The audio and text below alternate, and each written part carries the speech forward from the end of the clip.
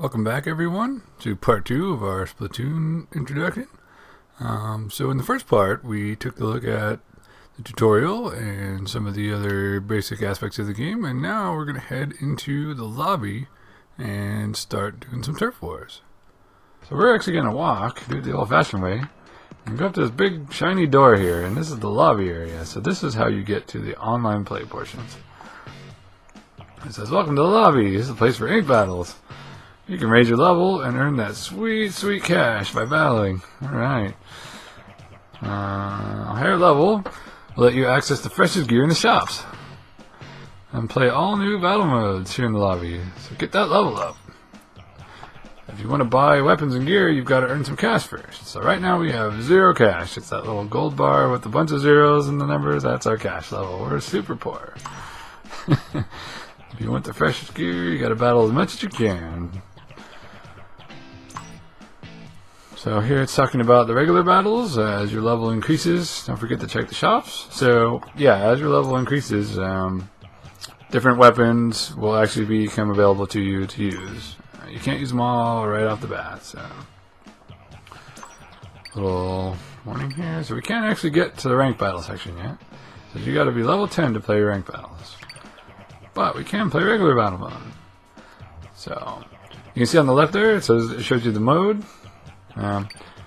For regular battle, the only mode is Turf Wars, but for ranked battles, they actually have 3 different ones that it cycles through.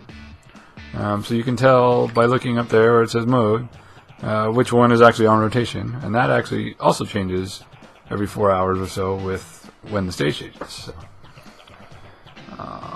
So we can just hit X, actually, and we'll check out the rules for Turf Wars. So here we've got a screenshot on screen there of what a turf war battle looks like. You can see there's the green enemy team and the pink of your team's color in this case. So it says in a turf war, teams have 3 minutes to cover the ground with ink. When time runs out, whichever team has inked the most turf will win. Simple enough. So do your best to help claim the most turf for your team. You can also earn battle points based on how much turf you ink. So you can see up there in the screen, it's got the battle points in the top right corner there. And if your team wins, a bonus will be added to your score. Yep, you get a points bonus if your team actually wins for the battle points. And the battle points increase your level and earn you cash at the end of a match. So basically, the better you do for your team, the more you help them ink turf, the more cash you'll get for that match, and the more experience you'll get for that match. So the really cool thing about Turf Wars is that the main goal isn't to just run around splatting other players. I mean, that's part of it. That's definitely a component of it. But the main way that you help your team is just by shooting ink on the ground or rolling ink on the ground if you're using a roller. And so you don't have to be a super aggressive headhunter type player that's just going around splatting the other team the whole time. And in fact, most of the time, that's not the best way to even play at all. So it gives you a different way to focus on playing, and it's really enjoyable, in my opinion. So splattering the ground with ink will also fill up your special gauge. So we talked about that a little bit, and we can see there the special gauge has got the little indicator there for you. It says when the gauge is full, press the right stick to unleash your special weapon. Using your special weapon at the right time can be the key to victory. And now we're going to take a look at the map. It says, okay, cool, let's take your skills to the next level by talking about the gamepad. Whenever you're in a battle, check out the gamepad to see the turf map. So it's actually, as you can see on the screen there, it will actually be in real time, and you'll see it on the gamepad screen when we're playing.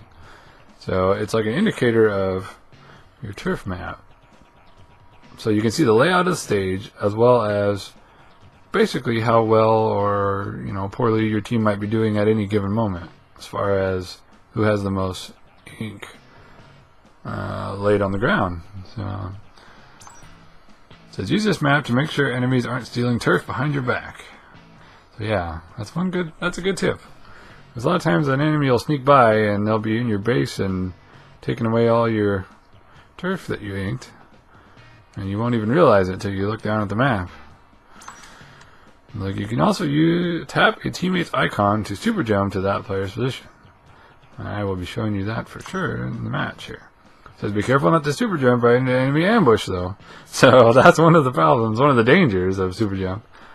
And we'll talk about that when we're actually playing as well. So make sure you check the turf map before launching into super jump. If you want to be a winner, you gotta learn to use the gamepad like a champ. Alright. So there's the rules. So I'm actually going to do one more thing before we start in here, just so you can get an idea of what a stage looks like here. So you can see on the left side there, there's a Y Recon icon thing there. It's basically telling you press the Y button and you can do reconnaissance on stage. So we'll actually go in here and we'll check out Air 1 Mall real quick. So this is kind of like if you were to play a Turf War match by yourself. So the timer's working, but there's nobody else in here right now except for me. So it's a good way to just familiarize yourself with the stage and see how it plays out maybe. And some of the paths you can take. So we can see basically how this will work. You run around, you ink some turf on the ground, and then you use your special when you get your special meter built up. So inking walls like I'm doing right here, it doesn't count towards your score, but it does allow you mobility. So normally I wouldn't have been able to get up here that easily, or at all in that case, without using that ramp over there. But since I inked the wall, I can actually squid my way up here and then jump with the X button. And then here I am up on the top. So even though it doesn't count towards your score, and there's certain surfaces like this glass wall here that you cannot ink. No, none of this can be covered in ink. So that basically means you're not going to be able to swim up it. So, and then here you can see we have one of those barriers again that you can't cross. So that's how the stages will define themselves basically. Oh, and here's one of those grates that you can go through when you turn into squid form. And you can drop back down real quick if you need to. It's a good evasive maneuver. Sometimes you'll get stuff like this too, where you can't walk up it very well, and you jump, and it's like, I can't jump. So you might actually go into squid form, and you can just squid your way right up there. So let's just give you a good little taste of what the stage is going to look like. We'll go ahead and exit out of there. We'll take a quick look at the Museum de Alfonsino as well. Just because it's the other one on rotation right now. Now this one's pretty cool because you can see it has this rotating platform. This was actually one of the later stages to be released. It's fairly new, all things considered. Only been out for a couple months. And it's the first one to actually really feature a moving platform like this. So it was definitely a cool new mechanic as far as the multiplayer campaign is concerned. You'll see quite a bit of stuff like that in the single player, but again, they didn't include every feature from the single player mode in the multiplayer. So, and you can just see, you know, get a cool little idea. So this one spins too, and they all spin. And you can see like places you can ink, places you can't ink. You know, it's a good idea to just get your familiarity with the stage.